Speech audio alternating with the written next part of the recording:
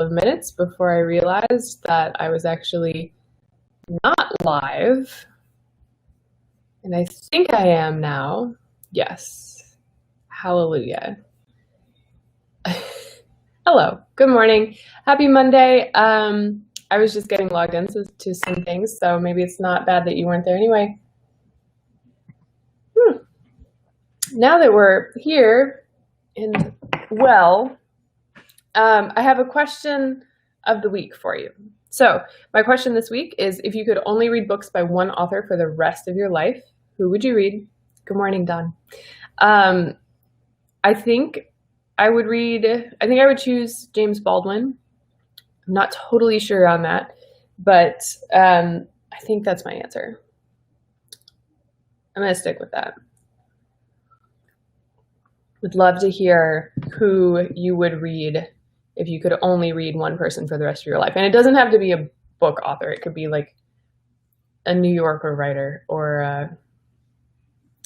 a scholarly article author, if you know any of those by name, which we probably all should. So changing up the format a little bit this week, I do want to talk about something specific every morning. And so I'm planning ahead a little bit, but this week, after the passing of John Lewis last week, rest in peace, rest in power, I wanted to talk about voter suppression. I did want to talk about John Lewis first because he's an incredible person if you're not familiar with him. He's an incredible person to know about in Nashville history as well. He went to Fisk University. He got a degree in religion and philosophy, I believe. And he was really instrumental in organizing sit-ins at the lunch counters here in Nashville, Tennessee. So this was during the early 60s. And he was truly one of the reasons that downtown Nashville started to desegregate their lunch counters.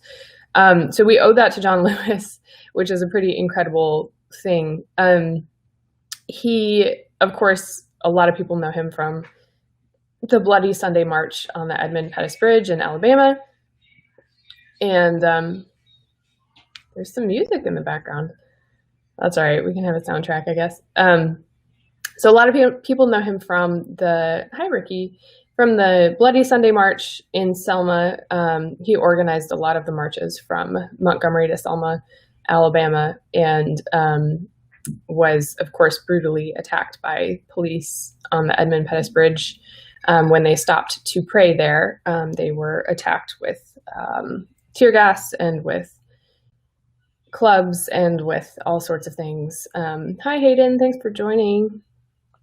And he carried scars with him from that for the rest of his life. Anyway, so he led after some of this preliminary civil rights work, he led the Student Nonviolent Coordinating Committee and started a lot of voter registration efforts across the Deep South. And after that, he became director of the Voter Education Project, which under his tenure, this was in 1970, under his tenure, 4 million people were registered to vote across his tenure as director of that organization. And then, of course, he served many, many years in the House of Representatives, serving the 5th Congressional District of Georgia, which is part of Atlanta. And I didn't know this, the 5th Congressional District there is actually one of the most consistently liberal jurisdictions in the nation. So there are pockets in the South, and Atlanta's a cool place. I really like Atlanta. I've been there many, many times. I have some family down there. My aunt's down there. I have several cousins in the Atlanta area. I like it down there. So John Lewis, we owe so much to him. And one of his major efforts across his lifetime was voter suppression and voter registration. So this is just a little lowdown on voter suppression and a brief history lesson of the Voting Rights Act. And side note, I want to do one of these on why it's really important to relearn all the history that we were taught growing up, and why that's not like revising anything, because we never, especially if you grew up in the 80s, 90s, even now, you never get the full picture of anything, right? The history is always written by winners of wars and winners of colonization and imperialistic pursuits. And there are so many more voices, and those voices on the outer edges are, generally speaking, women and people of color, and suppressed voices. And so it's also called the liminal voices, this liminal space where you're not in the in crowd, and so you don't particularly get the view that you want to get. Not that you want to get. You don't get a comprehensive view of anything if you're only listening to one voice or a couple of voices. And that goes for today too. If you're we have all these echo chambers. I'm going down a path I want to go on another day.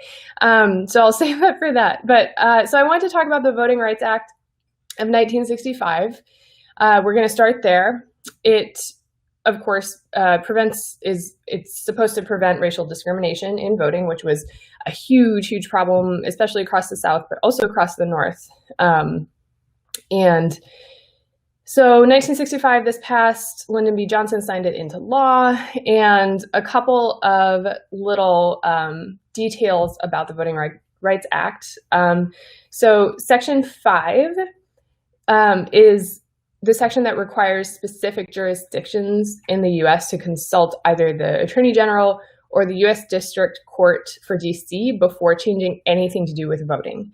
So they basically have to get pre-clearance, is what it's called, from one of these two institutions before they can change anything. And the jurisdictions that this applied to used a coverage formula, which was determined in Section 4B of the Voting Rights Act. So 4B of the Voting Rights Act was a coverage formula that determined who needed to get pre-clearance from the Attorney General or District Court of DC before they could change anything to do with voting laws. So let that sink in. Section 5, Section 4B, these are two important things. I'm going to take a sip of coffee. And and this, according to tons of studies, lots of research, was super, super effective in increasing the number of people who got registered to vote, especially from Black, Indigenous, people of color communities, and even up to as recently as the 2000s. So this was an extremely effective law. It's considered one of the most effective laws ever signed into existence.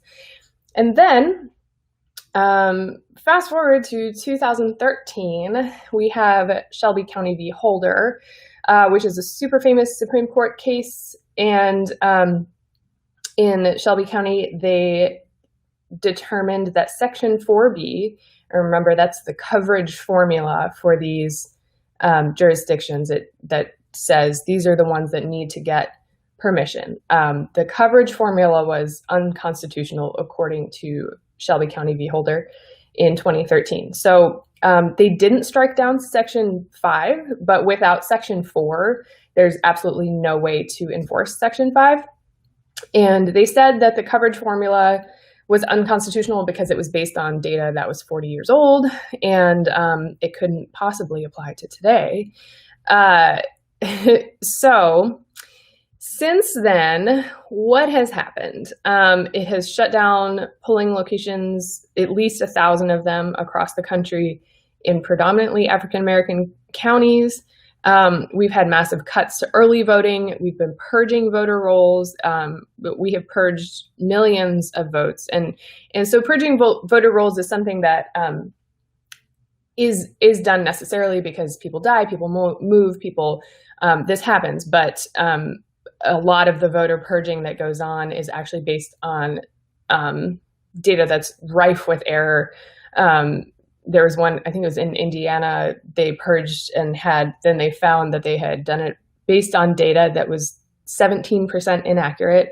And these are, confirmed, like they admitted, hey, this data was not good. So we've had millions of people purged from voter rolls. And it, most importantly, it's given state officials in some of the most racist districts the power to basically strip the vote, disenfranchise Black people. So this is a problem.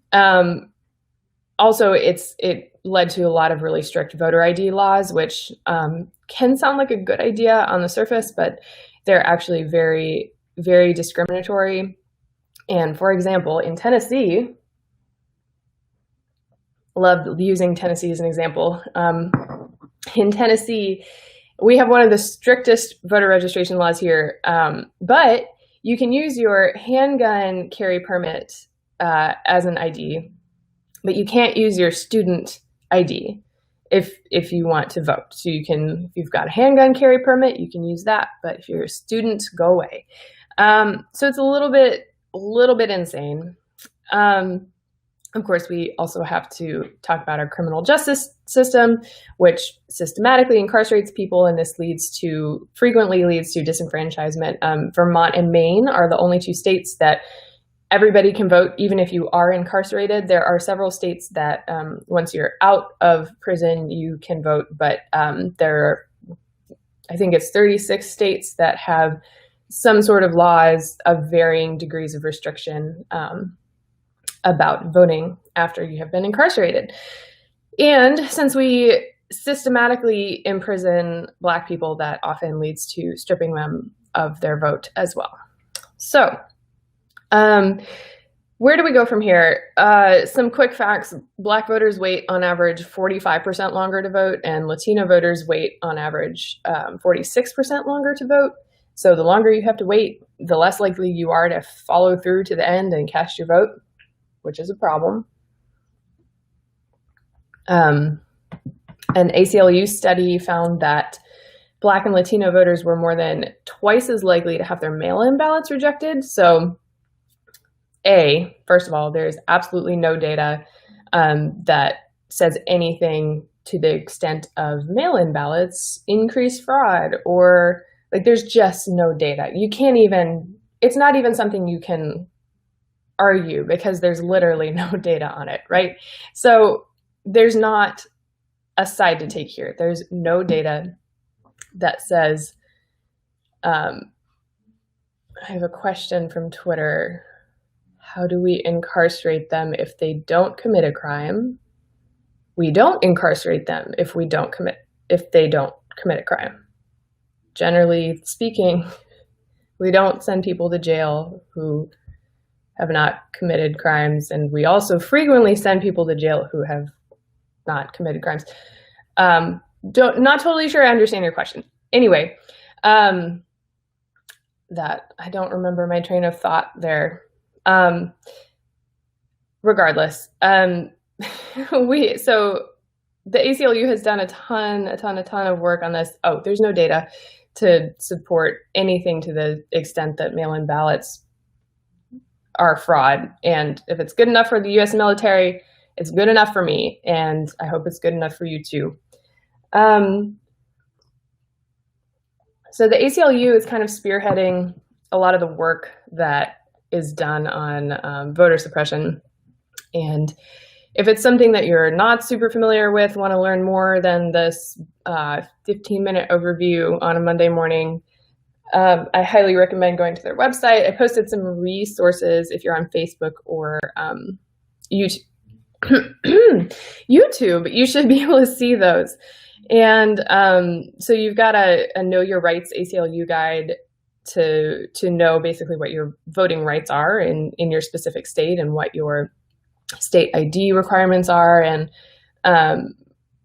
it varies so much state by state. It's incredible. And so some other things you can do, you can write and email and call your senators to pass the Voting Rights Advancement Act. It's the VRAA. And this would reinstate a lot of those protections that were stripped in Shelby County v. Holder, which we really, really need to do. So the VRAA was passed by the House. This was introduced in 2019, I believe, and it's already been passed by the House. So we're just waiting on the Senate. You can hound them about that when you hound them about the million other things that we need to get done as a nation right now.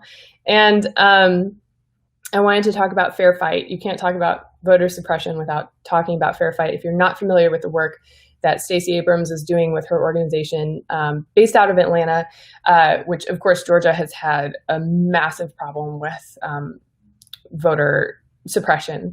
And a lot of the South still does and does now, especially because of the aftermath of Shelby County v. Holder. So check out Fair Fight. It's an incredible organization. They have volunteer opportunities pop up every now and then. I did some texting with them a couple weeks ago. Super easy. They are a great, great organization. And of course, we've also got to get money out of politics, but that's a whole other discussion. Also something I want to talk about on a future Monday. Citizens United is one of my favorite topics of conversation. So really, this is turning into a Monday morning nerdy Supreme Court case talk, apparently. And so that's a brief overview of voter suppression, and it's the very least I could possibly do to help commemorate John Lewis, who was truly just a hero. We lost an absolute legend last week, and I highly recommend checking out his, I think he has a couple of biographies, and more than that, his graphic novel trilogy called March. He's got a graphic novel trilogy that is truly amazing, and I don't own it. I want to own it very badly, but I do not right now. I highly recommend ordering it from your local bookstore. And so to wrap up today, I want to introduce another kind of segment of this morning thing, and I am calling it Zoe's Corner. So for those of you who tuning in who may not know, I lost one of my very best friends in the world to COVID in late April this year. And she was an incredible woman. I miss her every day.